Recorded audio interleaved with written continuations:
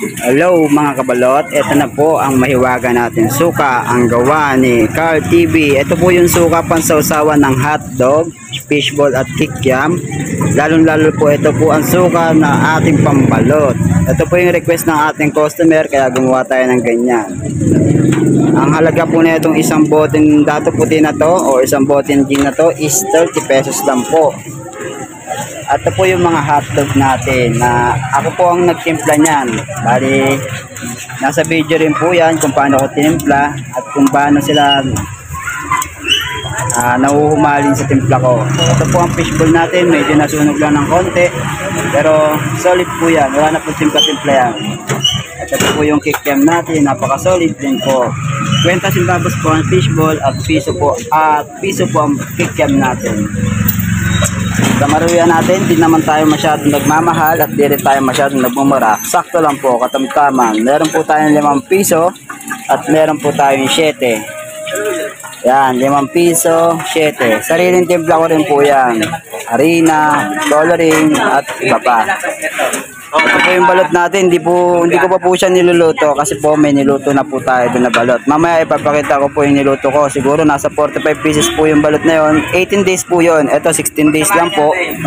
Dahil kung sakaling matira man to mamayang gabi, bukas 17 days na po to.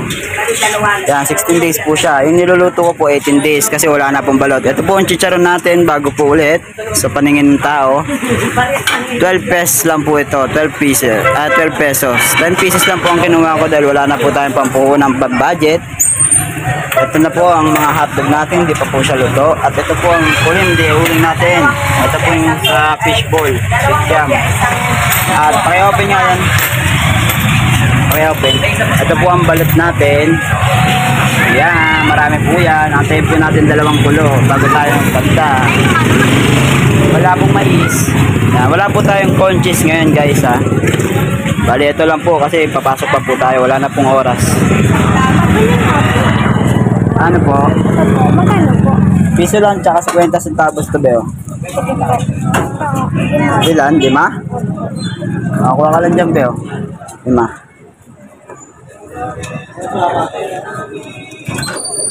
Yan mga kabalot, nandito kami ng commander, nagbabantay kami ngayon. Yan, nandito po kami ngayon sa Nagbayong Terminal Nagtoda, malapit po sa Bahay Tandungan at Pasig City Gate. Pumunta kayo sa mga naienggan na bumili, pumunta na po kayo at ubusin nyo na po ang aming paninda. Salamat po, magandang hapon.